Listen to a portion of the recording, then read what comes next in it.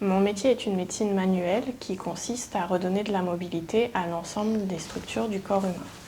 On emploie donc des techniques qui peuvent être très douces, comme des techniques un petit peu plus actives, où on va être amené à manipuler le patient et à faire craquer certaines structures. Donc là, aujourd'hui, vous venez pourquoi ? La douleur au dos.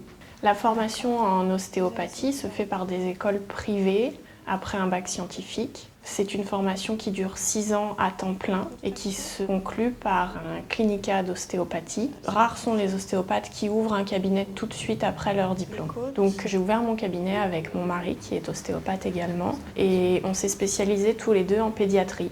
En général, on commence tôt le matin, on finit tard le soir, on finit rarement avant 20h car souvent les gens demandent à avoir des rendez-vous après leur journée de travail. Et souvent les week-ends, on est occupé aussi par la comptabilité. Inspirez, soufflez. La principale qualité pour être un bon ostéopathe, c'est d'avoir de l'empathie pour les autres. Quand on reçoit un patient, on fait un ensemble de tests médicaux pour être sûr que ce patient ne doit pas en priorité être vu par un médecin. Un ensemble de tests ostéopathiques pour définir d'où vient la douleur.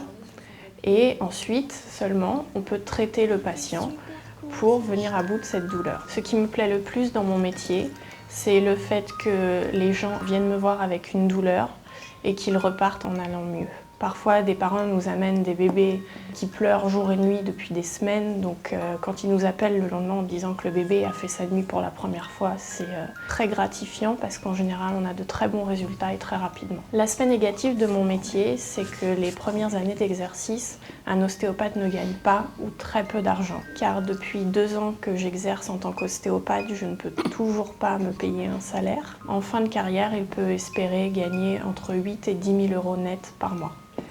Mon premier objectif professionnel, ce serait de pouvoir répandre la consultation. Nous avons créé la première consultation en France d'ostéopathes au sein des centres de protection maternelle et infantile.